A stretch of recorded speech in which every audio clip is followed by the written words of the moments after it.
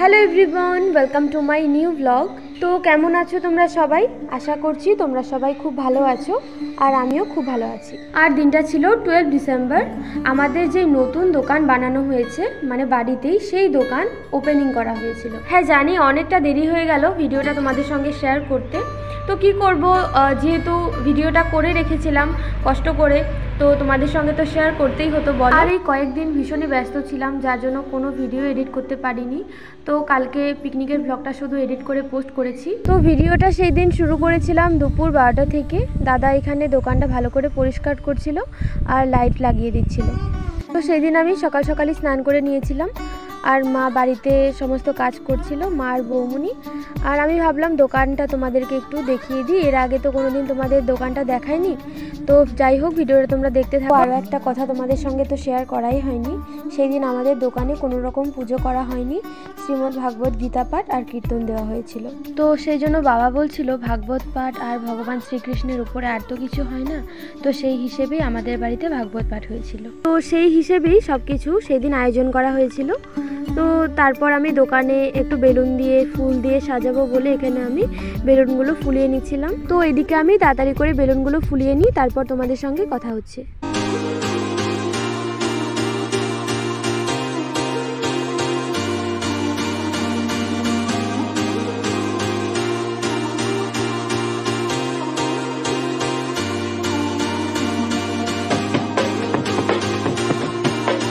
এদিকে আমি সবগুলো বেলুন ফুলিয়ে নিয়ে দোকানে নিয়ে চলে এসেছি সাজাবো বলে, আর সঙ্গে দাদাও ছিল আর বিশালও ছিল।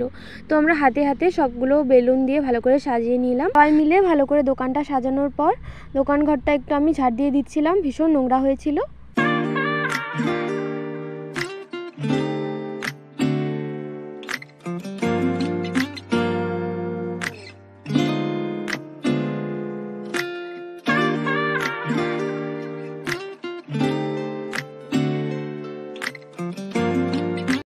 তো তোমাদের সঙ্গে আজ একটা কথা শেয়ার করি। আমাদের যেই পুরনো দোকানটা ছিল সেটা আমাদের বাড়ি থেকে একটু দূরে, মানে পালপাড়াতেই ছিল। সেখানেই বাবা আজ থেকে 30-35 বছর পর্যন্ত দোকান করলো, আর সেটা আমাদের নিজেদের দোকান ছিল না, ভাড়া ছিল। তো এখন তো পুরোপুরি এটা আমাদের নিজেদের দোকান, নতুন বানানো হয়েছে, এটা আমাদের বাড়িতেই। তো যার জন্য আমরা সবাই ভীষণ খুশি এখন। তো যে কোনো জিনিস, সেটা নিজের বাড়ি হোক বা দোকান, যদি কেউ নিজের পরিশ্রমের টাকায় বানায় তো সেটার আনন্দ কোনো কিছুর সাথেই তুলনা হয় না। আর আমার বাবা, এই মানুষটার কথা যদি বলো যে কতটা ধৈর্যশীল আর পরিশ্রমী একটা মানুষ, সত্যি বাবার জন্য আমার ভীষণ গর্ব হয়। এই মানুষটা আমাদের সব ভাই বোনের জন্য এতটা পরিশ্রম করেছে যে কি বলবো, মানে ছোট থেকে আমরা মানে অভাব বস্তুটা কি সেটা বুঝি। আর আমার বাবা ছোটবেলা থেকে আমার জন্য যথেষ্ট করেছে আর করছেও। তো সেই জন্য শুধু আমি না, পৃথিবীর প্রত্যেকটা মেয়েরই এখন ভীষণ দরকার বাবার পাশে দাঁড়ানো, আর নিজেও কিছু যেন করতে পারে। সব মেয়েরাই এটা চায়। তো জানি না কি হবে, বাবা মার আশীর্বাদ থাকলে হয়তো একদিন পারবো আমিও, তো সেটারই ইচ্ছে আছে। যাই হোক, অনেক কথা শেয়ার করে ফেললাম তোমাদের সঙ্গে। তো এইদিকে এখানে যেহেতু কীর্তন করা হবে, সেই জন্য বাবা আর আমি বিছানার চাদর ভালো করে পেতে দিচ্ছি, কারণ সব ভক্তরা একটু পরে চলে আসবে। দোকান ঘরে সব কিছু কাজ কমপ্লিট করে এসে আমি তাড়াতাড়ি করে তৈরি হয়ে নিয়েছিলাম। তো আমি এই কুর্তিটা পরেছিলাম, আর সোনামা দেখো পাশে কি দুষ্টু করছে। ও বারবার না ওই ব্ল্যাঙ্কেটটার উপরে উঠে কি যে করে ওই জানে। ওদের সঙ্গে একটু সময় কাটিয়ে আমি কাজে লেগে পড়েছিলাম, কারণ একটু পরেই সবাই আসবে। আর আমার মাও কিন্তু পান খায়, বাট 2-1 বারের বেশি খায় না। তো এইদিকে আমি পানগুলো টুকরো করছিলাম, আর আমার পাশে বৌমনি সুপারি কাটছিল, আর মা অন্যান্য কাজ করছিল। তো আমাদের বাড়িতে সেই দিন প্রসাদ হিসাবে রান্না হয়েছিল খিচুড়ি, লাবড়া, পায়েস, ভুজিয়া, মিষ্টি, বুরিন্দা। আমরা বুরিন্দাই বলি, অনেকে বোঁদে বলে, বুন্দা বলে। তো আমি যেটা বলি সেটাই বললাম। ও সরি, একটু ভুল বললাম। ভুজিয়া, বুরিন্দা, মিষ্টি এইসব তো আমরা বানাইনি, এইসব তো দোকান থেকেই কিনে আনা হয়েছিল। শুধু খিচুড়ি, লাবড়া আর পায়েসটাই কিন্তু বাড়িতে বানানো হয়েছিল। তো তখন তো তোমরা দেখলে শুধু বেলুন দিয়ে সাজিয়েছিলাম, তো কিছুক্ষণ পর আমরা এই ফুলগুলো দিয়েও সাজিয়েছিলাম। তো যখন সাজাচ্ছিলাম ভিডিওটা করা হয়নি, তো এখন দেখিয়ে দিলাম।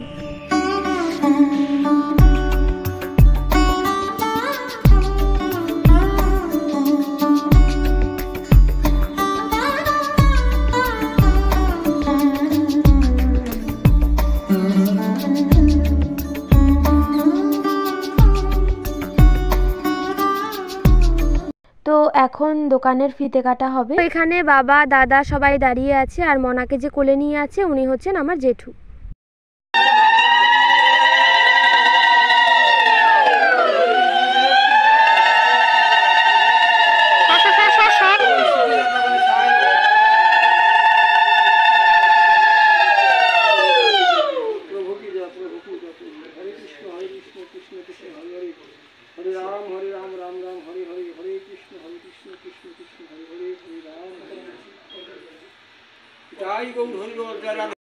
তো এদিকে দোকানের ফিতে কাটাও হয়ে গেল, বাট তোমরা কিছুই দেখতে পারলে না, এটাই ভাবছো তো।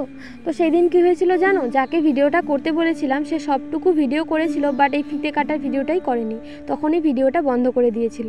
তো কী আর করব, করেনি, বাচ্চা ছেলে বুঝতে পারেনি। তো যাই হোক, তোমাদের সঙ্গে এতটুকুই শেয়ার করতে পারলাম। তো ফিতে কাটার পর এখানে সবাই ভাগবত পাঠ শোনার জন্য বসে গেছিলো, একটু পরে কীর্তনও শুরু হয়ে যাবে, আর বাবাও কিন্তু বসে গেছে পাঠ করতে।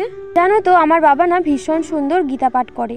আমাদের পাড়াতে যখন সবার বাড়িতে হরিসভা বা গীতা পাঠ হয়, আমার বাবাকে কিন্তু নেমন্তন্ন করে, বাবাই কিন্তু গীতা পাঠ করেন।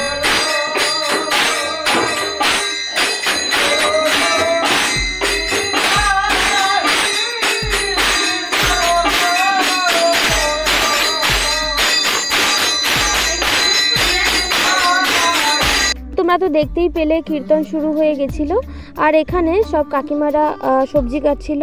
তো কাকিমারা না অনেকটা লেট করে এসেছিল সেই দিন, সেই জন্য একটু দেরি হয়েছিল। যাই হোক, সবাই মিলে হাতে হাতে করেছিল, যার জন্য অতটা প্রবলেম হয়নি। তো আর কিছুক্ষণ পরেই কীর্তন শেষ হয়ে যাবে, আর তারপরেই সবাইকে প্রসাদ খেতে দেওয়া হবে। তো তোমরা ভিডিওটা দেখতে থাকো, আশা করছি ভালো লাগবে।